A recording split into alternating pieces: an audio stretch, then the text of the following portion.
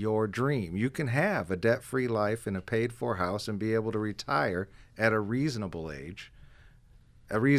Yeah. I know so many of us, I'm a baby boomer.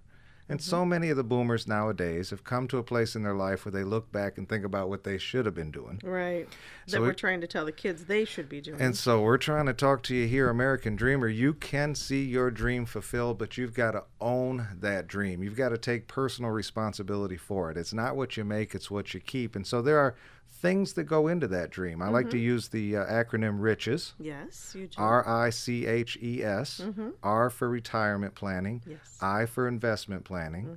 C for cash flow issues. H stands for have adequate insurance. It's hard to work these acronyms. I cheat a little. E stands for estate planning because you don't want to get there and then see it given away in probate. And then S stands for strategies for taxes because Uncle Sam is not really your uncle. Right. It's just a fictional character. But I've asked Tim Pascarella of Team Pascarella, powered by Ross Mortgage, to talk with us because so much of our financial well-being is tied up in home ownership. Yeah.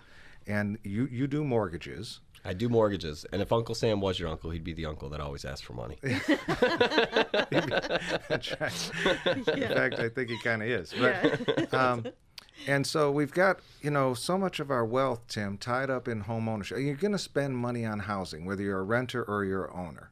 Absolutely. Our suggestion is be building equity because now if you've got the right kind of mortgage product, you can hit 2 of those letters in riches.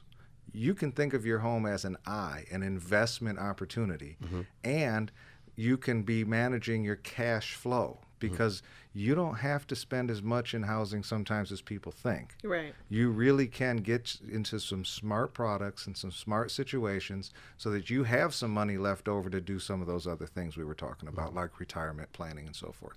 Well, it's funny you mentioned the E word. That was put in a box for the last 4 years and hasn't been let out in a while. So it's nice to hear the word equity again. Equity, the E word. That's People right. have to go and look it up. They have to Google it because they have no idea. They have no idea what it is. Google equity. What the heck is that? No, it's back. Equity's back. Equity's back. Equity's back in a big way, and there's a lot of programs out there that are helping people with it. And you've got a couple of great ideas on how people can establish some equity really quickly in their home ownership situation. Tell me about these, what we call reno loans. Yep.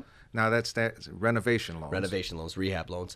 So, I teach for the state of Michigan for realtors for the 203K loan, and I've usually just stuck to the 203K loan that a lot of people have talked about. And as quickly as I can tell you, a 203K loan is an FHA product that's just for primary homes, and it allows you to purchase a home and also fix up the home all in one loan. Right.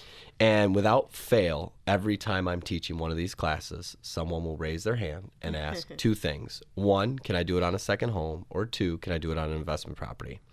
And then what has happened a lot lately, because the loan has gotten a lot popular, but as we just said, equity's back, which means pricing is up, and FHA just lowered their maximum loan limit. So what's happening a lot is the third question I get a lot is, how high can I go? Right. How high can I go? Because, I have a listing this would be perfect for, but it's a $300,000 listing. It's already, without any down payment, it's already too high. Because that limit's like $270 something. It's $270,050. Yeah. So yeah, $50. I know they throw That the $50 saved us there. Whoa, I know. Thank God they threw the $50 in there. Yeah.